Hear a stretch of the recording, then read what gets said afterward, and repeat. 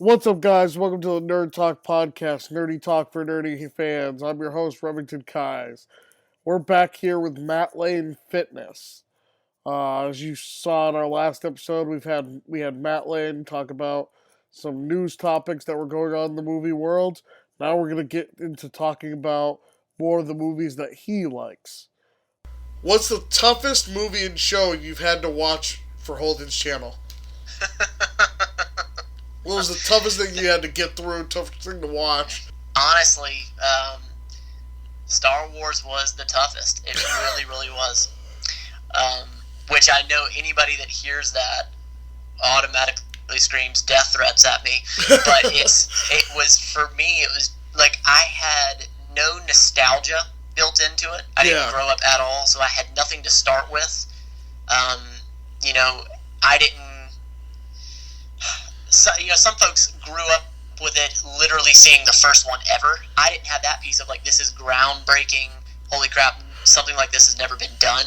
Yeah. I got into some of them towards the end, and they just lasted so long, and there were so many different planets, and it was just, for me, it was really, really tough to get through.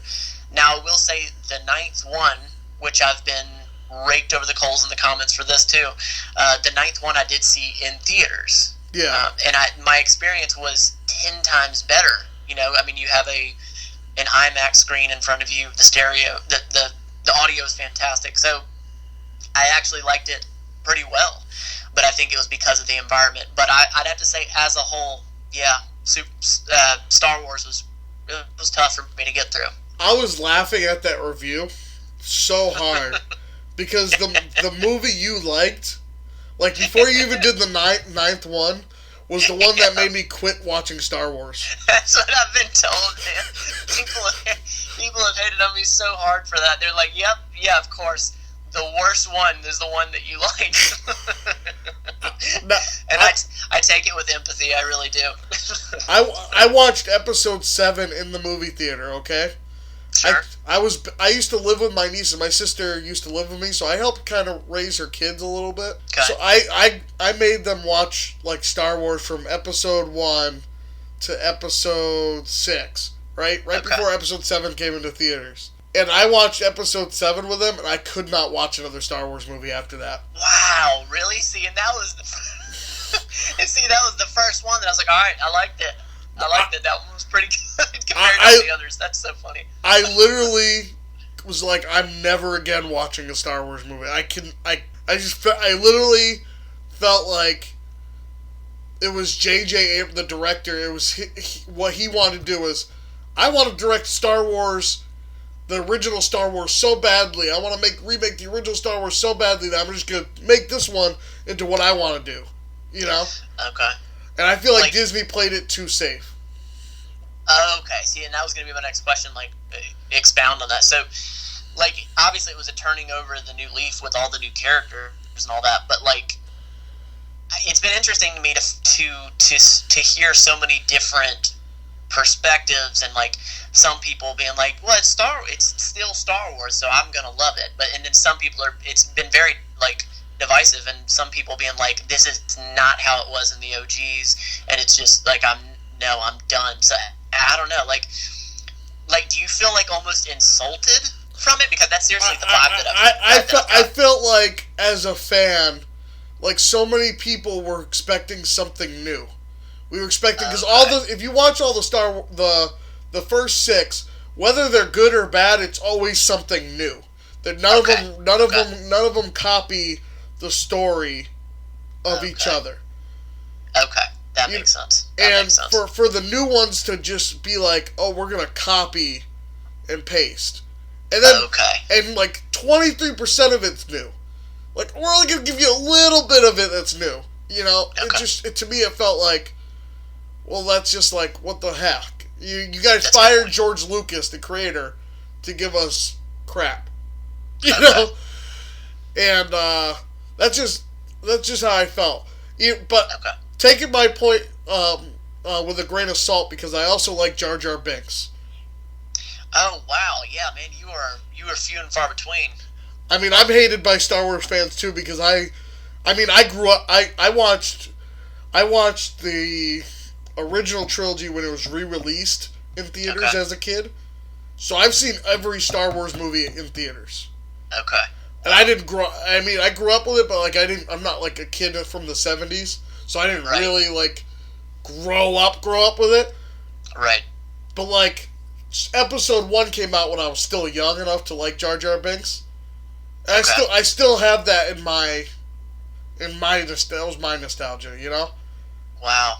And I absolutely hate Episode 2. That was the one with all the Jedi's going to the arena to fight the. Okay. I appreciate that refresher. Yeah, I agree with you. Yep. And then I love Episode 3, the one with where he becomes Vader at the end. That one was cool. At the very end when he's like basically melting. Yeah, that was pretty cool. The problem with me with those movies is they George Lucas. Somebody needs to take when he makes movies. He's not good with dialogue. Somebody just needs to take his scripts and make them like. I feel like the script was off. Like he doesn't know how to do dialogue that well. He's got like story ideas, but somebody should have revised his dialogue part. What about the dialogue? What do you mean? I feel like the dialogue in those first 3 movies were a little too, I don't know, not Shakespearean, but just like a little too hard to kind of. Okay. Like it felt like you got the overall gist, but it wasn't realistically how they would talk. It'd be how they would talk in like a book, rather as how people would talk in real life. Okay. You get like, does that make sense? It does. Yeah, it's tough to be relatable to that demographic at that time. That makes sense. But I love the set pieces. I love the effects. I love the story. I don't like the dialogue. I don't like some of the actors he chose back then because some of the people just can't act. Like they weren't believable enough in their parts. You know? Okay. See, what was interesting for me was the whole time I was trying so hard to hold on to the story, and because there was so much new. So what we did was each week, every Wednesday, we watched another Star Wars. Yeah. So I was trying so hard to hold on to the story and figure out which planet we were on when we were going to this next one. So the little things, such as like the terrible acting, I wasn't able to really latch on to because I was trying to focus on so many different things. So that's interesting to hear you say that. I wish he had just told you, okay, the basic story is this. That's all you need to know. Yeah. Because the basics, there's so much crap, there's so much filler in those first 3. Yeah.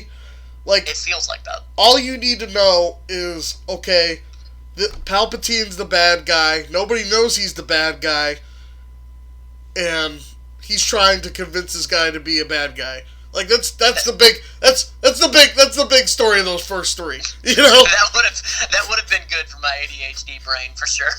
Yeah, I have ADHD too, so I just gotta remember. Okay, this filler main plot. Yeah, that would have been good. I think I might tell him that. I got another question. Yeah. Are you into sports movies at all? Yeah, I am. Yes, I am. I figured. Yeah. So, do you have a favorite sports movie? So it's funny to mention that because people kept asking, all right, we see what Matt doesn't like. What movies does he like? And the one movie that I had Holden sit down with me and watch that he hadn't seen, a movie called Goon. What a fantastic sports movie in my eyes. I love that movie. So good. Just a lot of heart in it. I don't think I've seen Goon. So good. So it's basically, it shows what the role of the enforcer. If you're familiar with hockey, basically that you are or you're not. I am. Oh, you okay? So there you go. So basically, it shows the role of the enforcer, and for you, the listener, if you don't know, the person that's gonna basically beat everybody up and protect everybody, that guy, and just how this young town kid, he's really good. He's really tough, but he's not really good at much else, and he's just fantastic at protecting people. I don't know. It had a lot of comedy. It had a lot of heart. He had to really truck through and beat the big bully of the town, basically. It was done really well. I really liked it. That's going on my list of movies I have to review. Yep. That sounds And like something I'm totally into. it was good. And they actually did a follow-up one, Goon 2, Last of the Enforcers. It was really good as well. I did a top 100, my list of top 100 and my top 5 movies that I like. And some people were actually shocked that I liked 100 movies, that I knew 100 movies. But yeah, there's quite a few sports movies that I like, without a doubt. See, I'm more into like stuff like the Mighty Ducks. I like Mighty Love Ducks. I like Coach Carter. Yep. A lot of that stuff. I love sports. I love sports movies. I'm big into comedies. You know, Yep. in a way, I'm more into those more than I'm into those superhero movies. But I'm more of a casual fan when it comes to those superhero movies and stuff. You know what I mean? Like, I'll watch them, but it's not like something I'm like, oh, I gotta go rush to the theater to go see. Okay.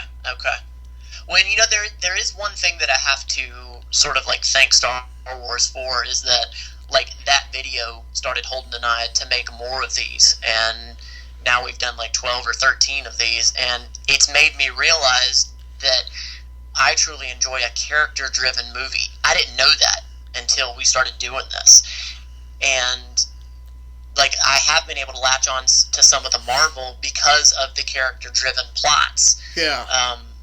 You know, like if a movie has some sort of character development where they have to rise to the occasion, or they develop in a good way, or even in a bad way, like I can really, really get into that, and I think there's a lot of that in sports movies. You're gonna like the next 2 Captain America movies. I'm telling you, they're very, very, very, very character-driven. Okay. We shall see. We shall see. I really, really think you are, because, yeah, that's the way to describe him, is character-driven. Okay. Well, good. I'm going into it open-minded. And then you're going to be like, smack my head on the rest of Phase 2. We're going to see. We're going to see. Now, what kind of comedies are you into? You mentioned you like comedy movies. Are you more into, like, the goofy parody? Or are you more like, this gotta have a serious tone, too? I love slapstick comedy. So I think one of my, and this made it to that video that I made, my top 100. So I did a top 5, and one of those was a comedy, and that was Airplane. Airplane to me was, I seriously think there was some genius to that. I know it was comedy and goofy, but it was so funny to me that how much like sarcasm they snuck in, and just, I don't know, like a lot of idiosyncrasies in people. I loved it.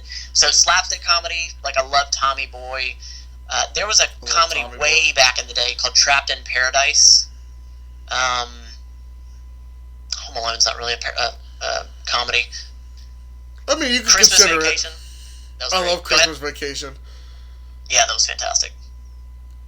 That's something I could come to all the time. I can't believe the guy. Are you familiar with Big Bang Theory? I've watched a little bit of it, but yeah. I'm always shocked to watch Big Bang Theory and go, oh my god, that's Rusty from Christmas Vacation. I didn't realize that. Yeah, the kid who plays Rusty is the guy who plays Leonard, the main character on Big Bang Theory. Oh, what? Now I gotta go give it another chance. Yeah. Get out of here. I'm so shocked every time I'm watching. I'm going, oh my god, I can't believe that's Rusty. I didn't realize that. I'm gonna give that a chance probably tonight. Wow, holy crap. Yeah. Yeah. It's wild. And then and as far as comedies go, I like all the way to. So there was a parody movie. It was called The Comebacks. It doesn't get any more like goofy than that. That was hilarious to me.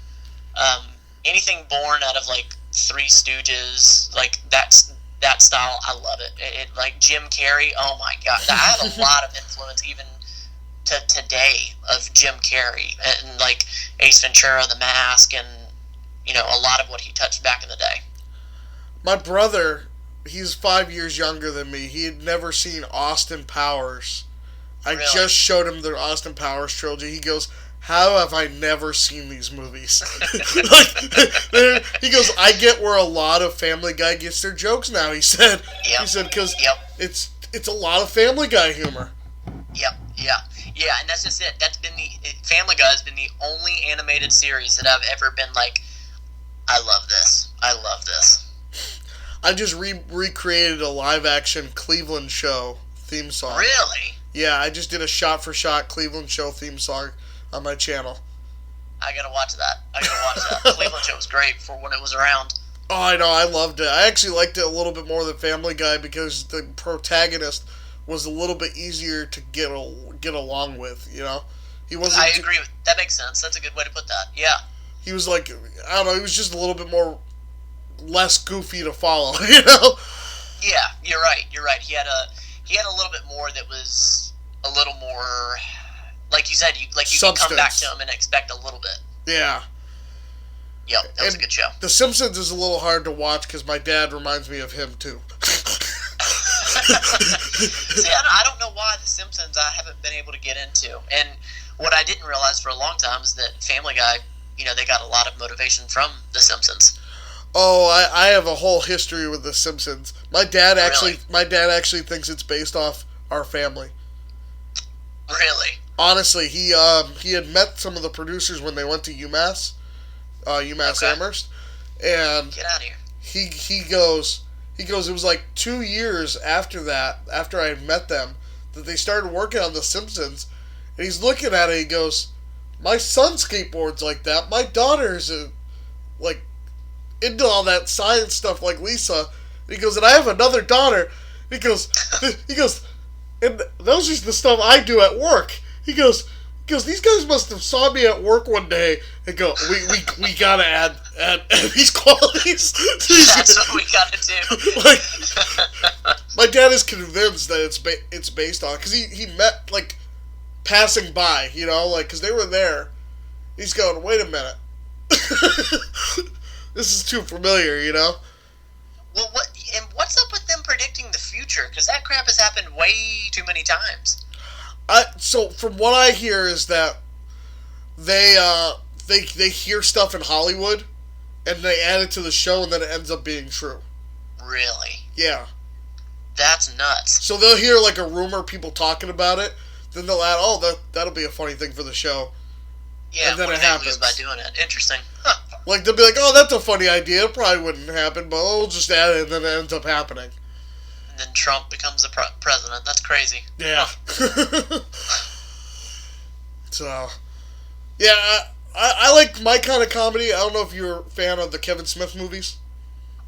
I don't think I know who Kevin Smith is. Really? Yeah. Oh, let me recommend a few comedies for you then. All right. Watch the Jay and Silent Bob universe of movies. Jay and Silent Bob. I've heard of that. I've never watched them. It starts with Clerks. I think there's Chasing Amy. There's Dogma. There's Jay and Silent Bob Strike Back. Yeah. Then there's the new Jay and Silent Bob reboot. And there's another one in there. Oh, Mallrats. So it's Clerks, Mallrats, Chasing Amy, Dogma, Jay and Silent Bob. And they are some of the funniest movies you'll watch. Really? Yes. And Stan Lee is actually in Mallrats. That's nuts. Okay, now I have to see it. I feel this connection to Stan Lee. Yeah, it's a really good movie. Clerks is black. Clerks is black and white. It's about two guys who work at a convenience store, and about their daily life at a convenience store, and it's like everything normal happens, but. Okay, cool. It is like, it's really funny, and it's like humor that like is slick about it. You know what I mean? It's not gags. It's just slick about it. You know. I think you would like it. There's such classics, Yeah. I'll have to look them up. Yeah, when did these come out? 90s. Oh, wow, okay. Like around the same time as Austin Powers. Okay, man, I missed the boat. And my brother likes those scary movies, like Scary Movie 1, 2, 3. I liked them. Yeah. I like those. So, like, Holden's just, like, so shocked that you don't agree with some of the stuff. Like, yeah. I have pissed him off so many times watching so many movies that so many people love. So I've really brought some people to tears, and I've heard about it in the comments, and I respond to the comments. So come on by. I was really shocked about the Superman 2 comment. Which part? That you didn't like it. Man, it just felt like such a different direction, like almost halfway through. Again, I think towards like the beginning part all the way to the halfway part, I was like, I love this, I'm all about it, and it just felt like such a different movie. It felt like a different person stepped in and started making a different movie. Well, let me tell you, they don't get better from there. So how many? I don't even know how many there are. 5. There's the third and the fourth? And then there's a 5th one.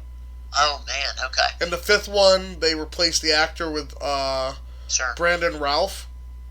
Brandon Routh. Yeah. Okay.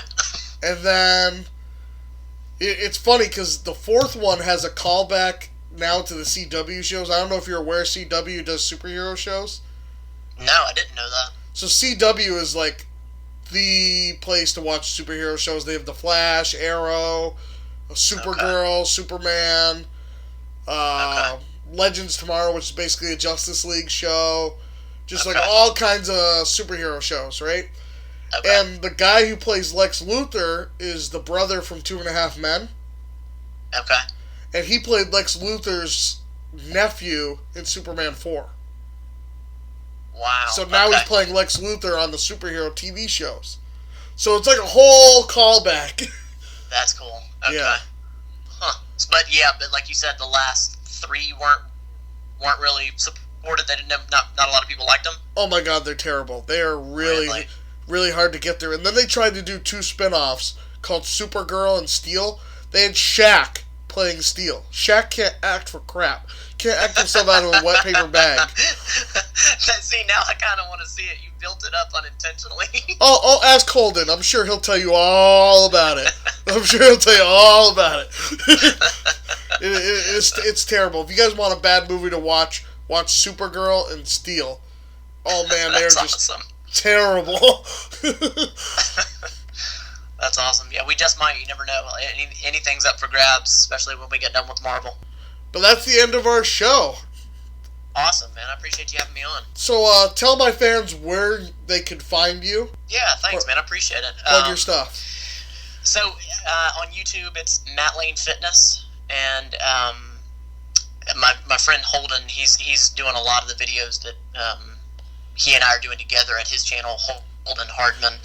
But we also have a podcast channel called the BTYE Podcast. And if you're looking for a podcast for implementing behavior change for your long-term wellness and happiness, that's what we're all about. I really appreciate you having me on, man. Anytime, and I'll link all that in the description if you guys want to follow his channel, his podcast, and even Holden's channel. Thank you guys for watching, and until next time, I've been your host, Remington Keyes, signing out. See you guys in the next podcast.